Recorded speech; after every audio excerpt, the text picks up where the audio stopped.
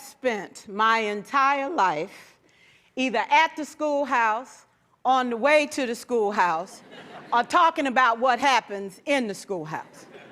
Both my parents were educators. My maternal grandparents were educators. And for the past 40 years, I've done the same thing. And so needless to say, over those years, I've had a chance to look at education reform from a lot of perspectives. Some of those reforms have been good, some of them have been not so good. And we know why kids drop out. We know why kids don't learn. It's either poverty, low attendance, negative peer influences. We know why.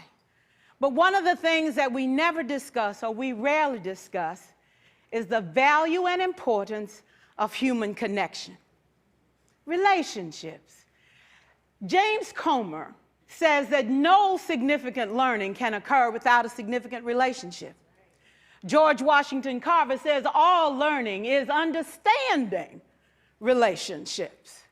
Everyone in this room has been affected by a teacher or an adult. For years, I have watched people teach. I have looked at the best and I've looked at some of the worst. A colleague said to me one time, they don't pay me to like the kids.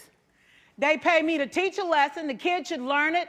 I should teach it. They should learn it. Case closed.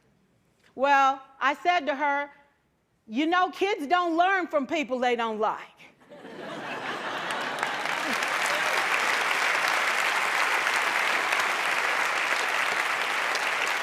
She said, that's just a bunch of hooey.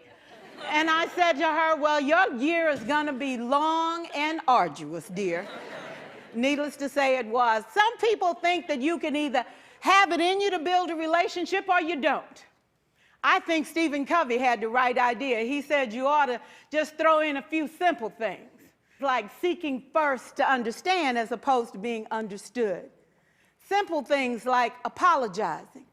You ever thought about that? Tell a kid you're sorry, they're in shock. I taught a lesson once on ratios. I'm not real good with math, but I was working on it. And I got back and looked at that teacher edition. I taught the whole lesson wrong. So I came back to class the next day and I said, look, guys, I need to apologize. I taught the whole lesson wrong. I'm so sorry. They said, that's okay, Miss Pearson. You were so excited. We just let you go.